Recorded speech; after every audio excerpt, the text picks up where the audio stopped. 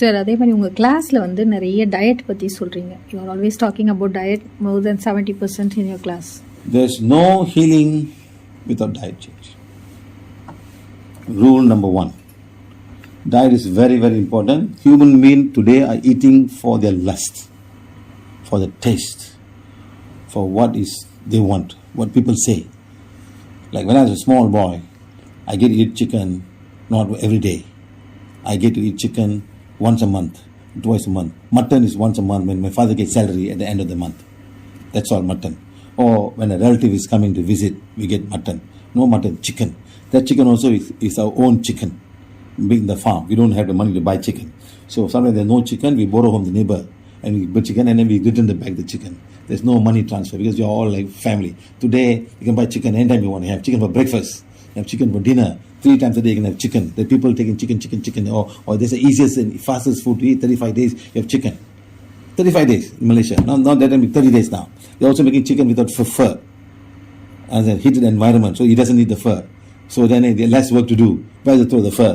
So they have all genetically modified the chicken. So that's the fastest. You have a sheep or you have a goat. It takes you about 2 years or 3 years.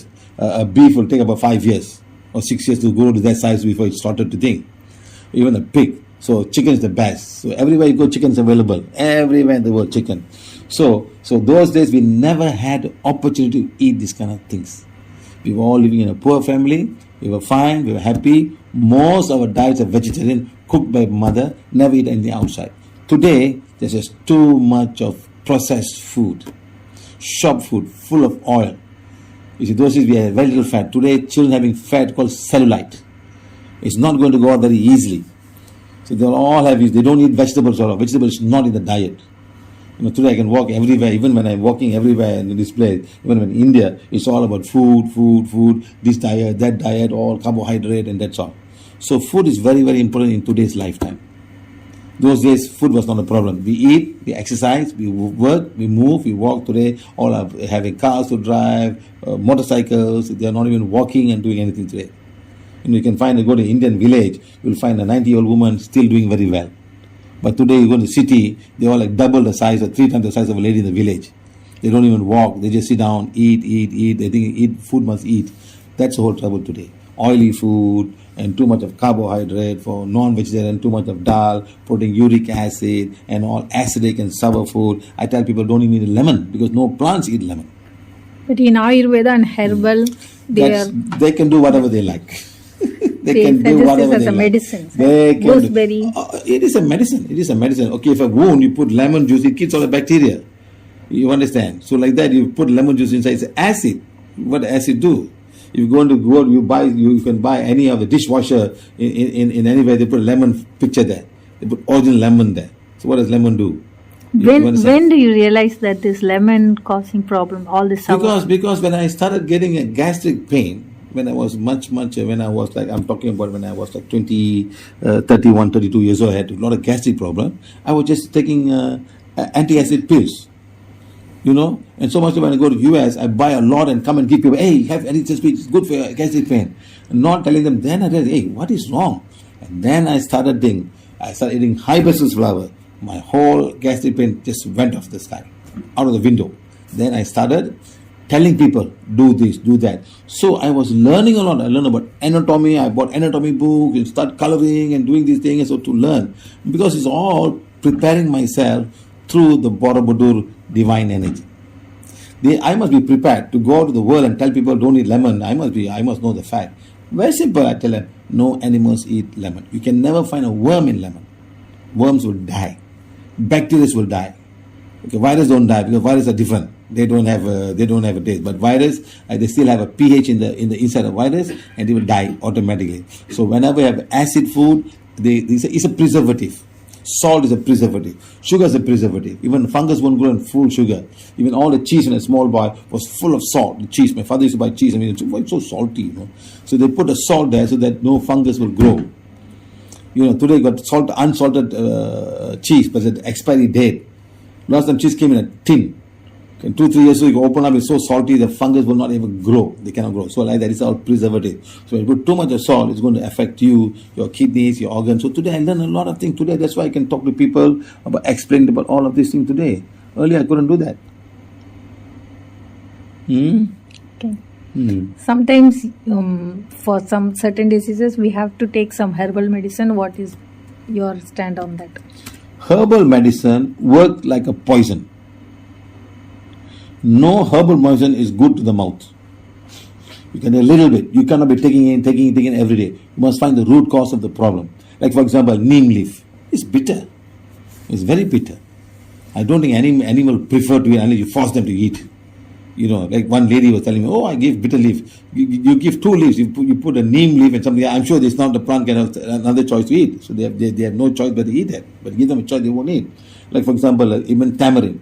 You will not find a monkey or squirrel in tamarind. But we, especially South Indian, use so much of tamarind for their food preparation. You know, so this is what I'm trying to say. So don't eat food that animal don't eat.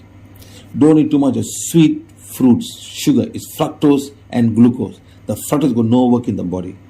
So I tell people, eat the fruit, the kind of work that you do. That means you can eat sugar, but the kind of work that you do. You don't work in the office with IT and sit down there for 7-8 hours a day and eat all the sugary food. That's not going to help you. They're going to end up with so many problems and oily food.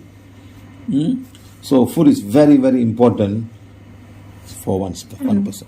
What is your stand on vegetarian, non-vegetarian? Well, if you want to be a vegetarian, then you must have a balanced diet. You see, the cow eats 24 hours a day. It eats the whole day. At night it sits down. It's still, because stomach, the cow's got 2 stomachs. I have to take it out and chew it again, chew it and put it back again. Because I have my bone, I have bones, I have flesh, I must walk, I must do, like the horse. The horse must run. I have to eat. I don't eat non-veg. The tiger eats once and he sleeps for a while. He's got enough because the meat of an animal has got all of everything that is there. But the grass doesn't have. Like a cow, I must eat for myself. I must milk for my baby. I must give milk to you also. You are taking 2 liters of milk from me. I must drink 2 liters of water to drink. So they got so much of work to do.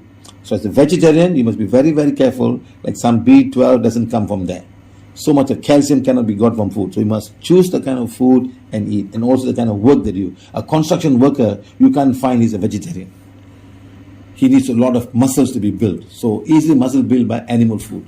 Vegetarian food can also be, I'm not saying no, but it's so difficult for them to put on that weight. The strength they need.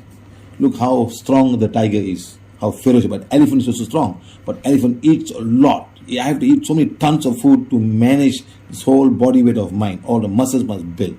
So you must eat a lot, that's all. And eat the right food, that's all, as a vegetarian.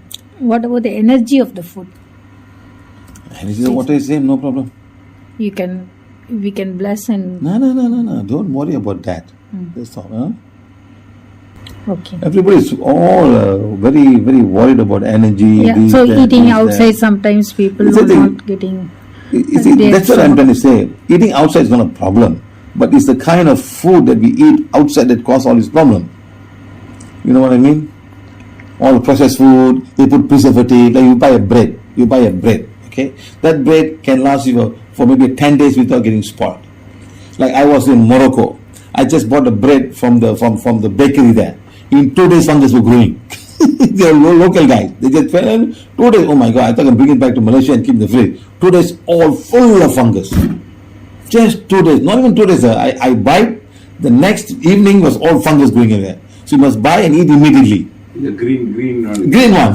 Green fungus. So fast they go because they're already there. They're not hygiene, you know. The factory is so hygiene, they clean, they put chemicals to clean and put and all the preservative, they put date. This is 25 days. Okay, let's say they put a date. The moment the date expires, 2 days later, all kind of fungus will start to grow. Orange color, red color, black color, all start growing. Where are they? They're all in the bread. So when we eat, all this goes inside. So your immune system is strong enough to fight. Like for example, a lot of white people eat blue cheese. This is so fantastic. You must have blue cheese. You're eating real fungus.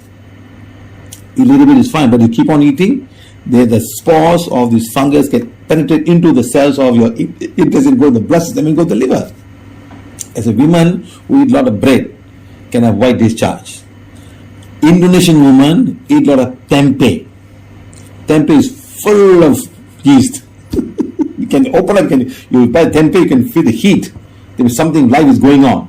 So when you cook it, you cannot kill everything. You know, the bread is cooked at 150 or 180 degrees C and nothing dies. The eggs don't die. They have the power to survive. Tempeh is soya bean, right? Huh? Tempeh. Is it? Yeah, soybean.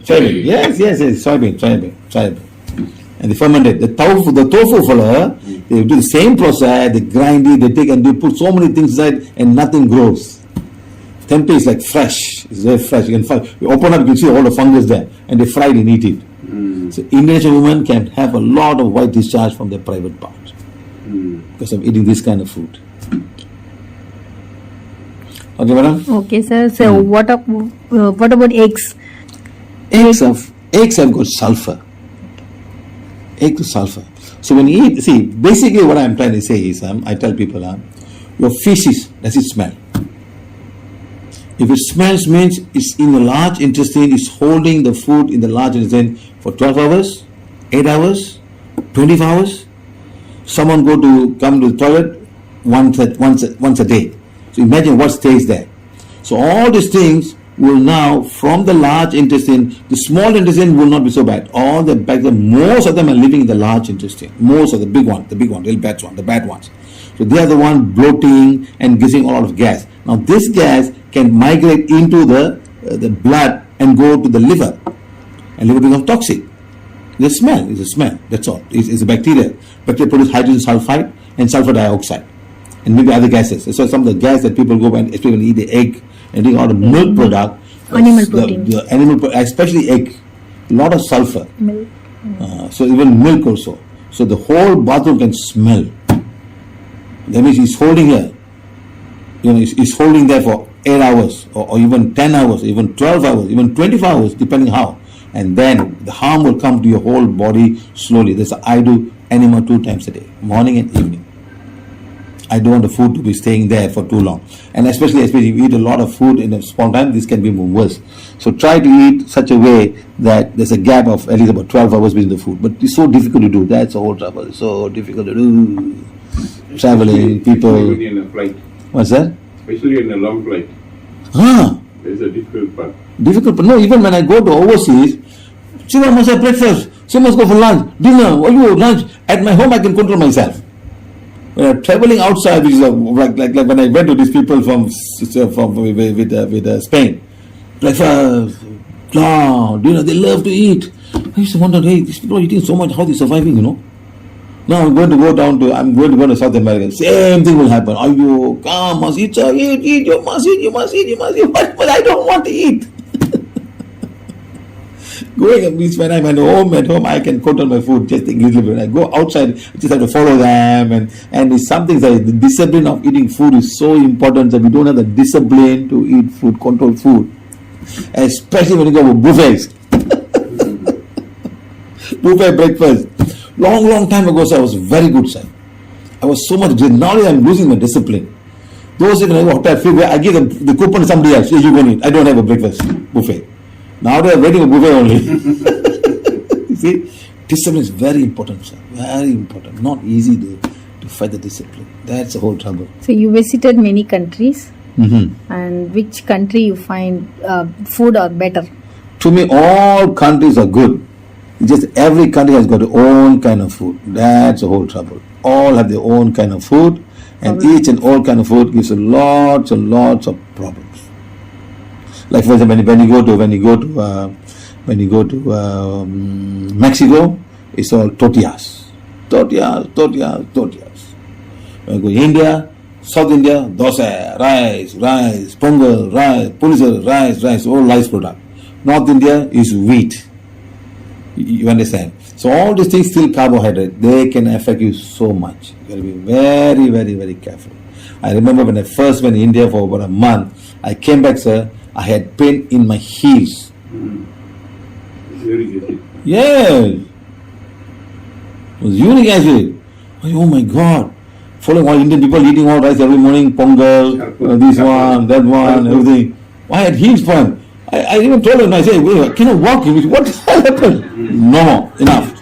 Good lesson learned. Yeah, you also mentioned that once you eat lot of peanuts and got knee. Yes, peanuts. So I used to drive 6 hours. When I go to Penang, it's about 3.5 to 4 hours driving. Okay, because we had a job there. Every day, like once a week, two times to come back, 2 times to come back. No. So to keep me awake, eat peanut. After about 2 months, I couldn't walk. My knees were so painful. I said, what the hell happened? What did I do wrong? I told my wife, I'm finished. I cannot walk already. No, what's going to do now? Then I realized I was doing something. I was eating peanuts to keep me awake. When I was about 32, 33. To make myself awake, sir, eat peanut was very nice. That taste also good. No, it tastes very good, sir. Make you eat more and more. So, especially the Malaysia chap tangan. They put salt inside also, no. You won't believe me, the skin I don't throw. I take all the skin from the ground and I put my pot. My pot will flowers will grow so beautifully. Seriously, I never throw. When I take rambutans, I take all the. I though many years ago, so I was already doing this not recycling, like what do you call that? Composing. I used to put all my pots. In fact, rambutan trees I was growing my pots, all the seeds. The best part was all the skin, the shell of the peanuts. Oh my God! Oh, beautiful flowers will come so very bright. So all the salt outside the thing, and you put on there, the rain water comes down, you pour water, they all go on the ground, and they work. So imagine how much of minerals we put in the salty minerals we put in our body. So a lot of things I learned from experience. So today I tell people, from my experience, I tell people, please be careful. Don't take things for granted. Don't think health is something you need to build. You need to build the health. You just cannot do whatever you like. Cannot say. This is all my experience I am talking about today. So today at food, I said, many healing models do not talk about food. You know that? Yes, sir. Do you know that? They never talk about food, sir. Nobody talk about food. Everybody talk about this, that. No one talk about food. You know that, sir? No one. No. Even doctors don't tell you about food. Your gastric pain, they tell it briefly. Naturopathy is all about food, but they said lemons are good. Lemon and. Then why is an animal eating it? First question I asked, even gooseberry, nellika. No animal eats it. My mother said the nellika tree, all fall on the ground, not a bird will come and eat. So the bird will come and eat that. Why they don't eat it? They know they can't digest it or they have a big problem. They're not taking it. Something tells them naturally, like coffee. No animal eats coffee. And now the big theory about the luwak cat or the musang, the Malaysian cat, eat the luwak and shit it and you wash and eat it. That also don't eat it. You eat the shit coming up from the shit. Now What is elephant now doing in Thailand elephant now? coffee. Exactly. Elephant. You see? Elephant eating the coffee bean. Then they take from the shit out of it.